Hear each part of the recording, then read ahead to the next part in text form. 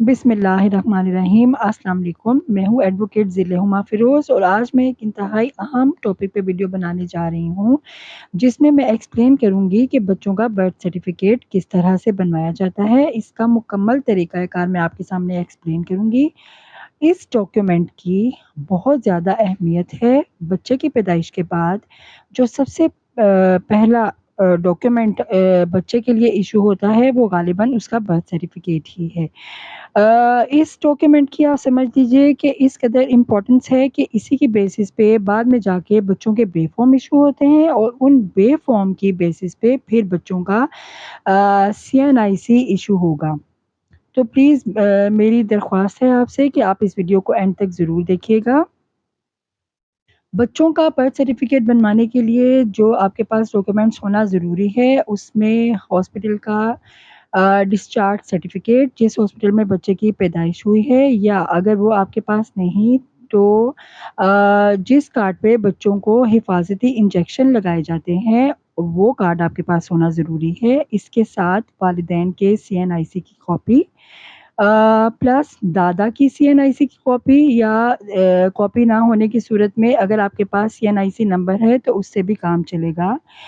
ये सब डॉक्यूमेंट लेके आप इलाके की यूनियन काउंसिल में चले जाइए, वहाँ से आपको एक फॉर्म मिलेगा, वो फॉर्म आप फिल कीजिए। उसमें वालिदैन के मुकम्मल कवाइफ प्लस उनके सीएनआईसी की कॉपी, दादा के सीएनआईसी नंबर का इंदराज, और उसके साथ-साथ जैसे कि मैंने आपको बताया कि हॉस्पिटल का डिस्चार्ज सर्टिफ़िकेट या हिफाजती इंजेक्शन जिस कार्ड पे बच्चे को लगाए जाते हैं वो कार्ड, ठीक है? ये और 100 या 200 रुपए की फ़ीस के इवज़ आपको बच्चों का बर्थ सर्टिफ़िकेट इश्यू कर दिया जाएगा।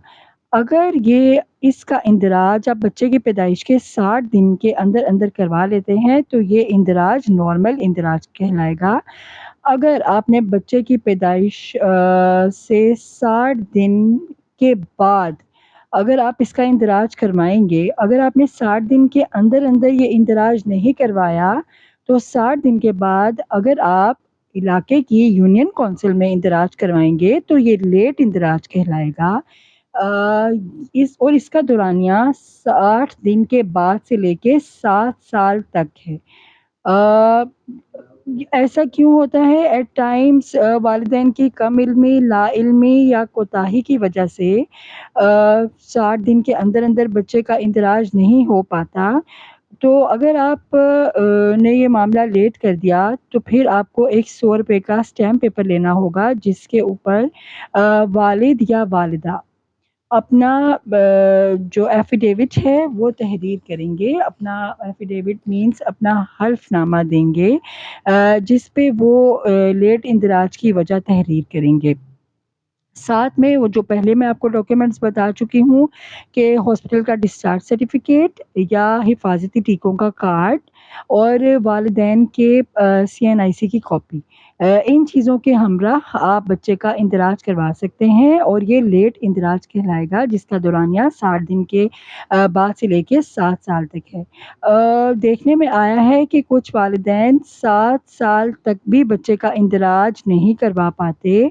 और अगर आपने मतलब कुछ केसेस में अगर ऐसा मामला हो जाए, तो फिर आपको बच्चे का इंदराज करवाने के लिए, बच्चे का बर्थ सर्टिफ़िकेट हासिल करने के लिए आपको कोर्ट में केस फ़ाइल करना पड़ेगा, जिसमें आप उस केस में तहरीर करेंगे, उसके मतन में आप ये तहरीर करेंगे कि कम इल्मी, लाइल्मी या कोताही की वजह से बच्चे का इंदराज मुमकिन नहीं हो सका, तो मेहरबानी करके जज साहब यूनियन काउंसिल के सेक्रेटरी को डायरेक्ट करें कि वो बच्चे का इंदराज कर दें और बच्चे को बर्थ सर्टिफ़िकेट इश्यू करें।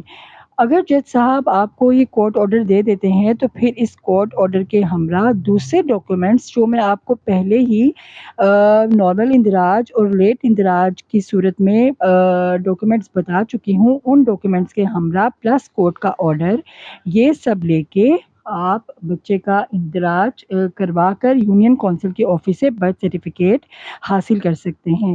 یہ بات یاد رکھنے کے قابل ہے کہ بچے کا برتھ سرٹیفکیٹ، جیسے کہ میں آپ کو پہلے ہی بتا چکی ہوں، ایک انتہائی اہم ڈاکیومنٹ ہے جو کہ نہ صرف بچے کی پیدائش کا ثبوت ہے، بلکہ اس ڈاکیومنٹ کی بیسس پہ ہی بعد میں جا کے آپ بچے کا بے فارم حاصل کرتے ہیں، اور یہ بے فارم یہ وہی امپورٹنٹ ڈاکیومنٹ ہے جو کہ بچوں کے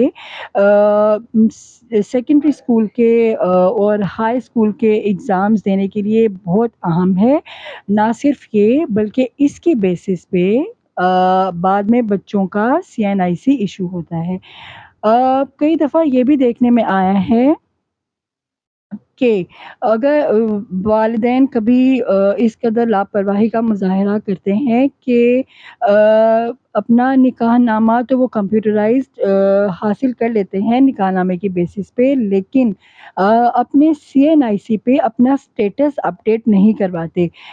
مینس جو ان کا شادی سے پہلے تک ان میرڈ کا سٹیٹس چلا آ رہا ہوتا ہے، شادی کے بعد بھی بچوں کی پیدائش بھی ہو جاتی ہے، ان کے بچے ایٹ ٹائمز 14 سال کی عمر کو پہنچ جاتے ہیں، لیکن سٹل ان کے ID پہ ان میرڈ کا سٹیٹس ہی آ رہا ہوتا ہے والدین کے۔ تو ایسی صورت میں آپ بے فارم بچوں کے ہرگز ایشو نہیں ہوں گے۔ ناظرین، میں نے اپنے کریئر میں بہت سارے ایسے کیسز دیکھے ہیں جو بعد میں بہت ساری قانونی پیچیدگیوں کو جنم دیتے ہیں، تو پلیز ان پوائنٹس کا خیال رکھیں۔ اپنا شادی کے فوراً بعد جب آپ اپنے نکاح نامے کی بیسس پہ کمپیوٹرائزڈ نکاح نامہ اپنا ایشو کروائیں، تو اس بات کو میک شور کریں کہ آپ اپنے دونوں والدین اپنے CNIC پہ بھی اپنا سٹیٹس اپڈیٹ کروائیں۔